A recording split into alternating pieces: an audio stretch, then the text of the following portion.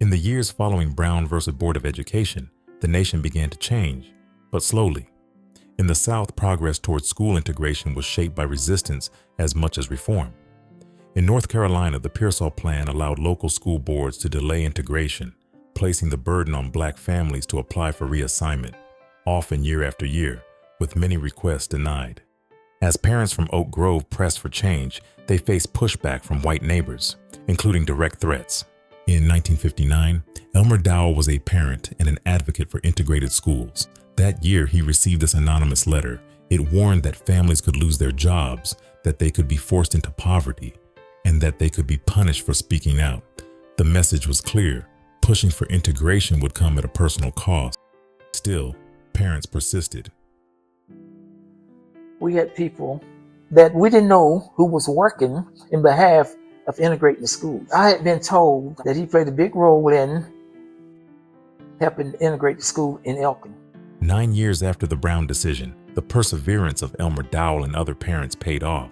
The Elkin City Schools Board of Education announced a decision that would alter the course of local history. 11 Black first-grade students would be reassigned from Oak Grove to previously all-white Elkin Elementary School, entering classrooms alongside their white peers. It was not the end of segregation, but it was the beginning of change. In the early days of integration, 2 of the students who entered Elkin City Schools were Steve Hayes and Melvin Wilson. While they shared the same moment in history, their memories begin in different places. Steve Hayes was one of the original 11 first graders. Not knowing anything about integration and this, that, and the other, segregation, as a first grader, you really don't understand those things. It was just, the excitement of going to school. First, I'm going to school. My class was the first class from Elkin High School from the 8th to the 12th grade. We know that we was going into someone else's home when we went to Elkin High School. So we had to be on our best behavior. I knew that it was going to be different because I grew up in the community where the school was. And I knew that I was going to be going downtown. So everybody else, they were still going to school there. I grew up in Oak Grove. Some of us blacks, some of us black, we sat together because, it was a new thing. It's a new thing, and we had to make friends and everything. And then after a period of time, after a few years, things started smoothing out and settling down and getting adjusted and getting used to one another, and so, we were set with others. First day, it was kind of a little intimidating. It was so big. It was so big. It was always a relatively friendly environment, except, everybody was kind of standoffish. You kind of picked a partner. My mom said, you mind your teachers, to do what you're told and do your work. That was pretty much it. It was all the pretty much instruction that I received that I can remember. There was very few blacks, and so by the time you separated us out into the 4 different classes or whatever, you didn't really have anybody you grew up with or knew well to cling on to. But I don't remember anybody being like, what are you doing here or anything, because it was their first year there too. When we went into Elkin High School, the blacks, we didn't go in with a chip on our shoulder. Everyone got along. We was welcome on the football team, and I played with the Elkin football team. I was one of the first blacks to play JV football at Elkin High School.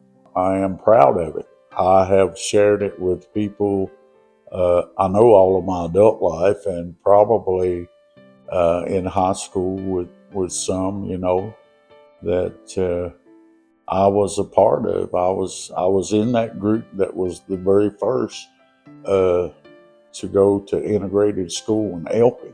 Before the integration of school, they integrated where that black boys could play on the Little League sports team. And so I played Point League baseball and met a lot of the white boys when I was 13 years old. And then I didn't meet him again until after we completed that. After a certain age, you couldn't play Pony League anymore. So then I met him again once we started going to high school. So, but the thing about that was, back then, they fixed us where we could play together. We couldn't go to school together, but instead, I wouldn't call it a clique, but you hung together. But then once you was in the sports and become you was an athlete, you see, you and the guys, all the athletes, you mingle together. You mingle together.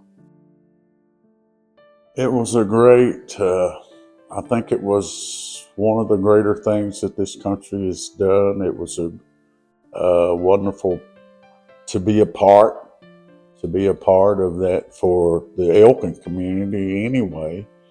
And it was kind of like, I'm sure everybody's heard of learning curves. There was a learning curve there to be able to learn how to be with each other, to share with each other, to learn together, to grow together, to play together, and things like that. But it was great. If I could talk to my 6-year-old self today, I guess the greatest thing that I could say would be embrace it. Embrace the people. Don't be afraid. Don't be ashamed. Be yourself.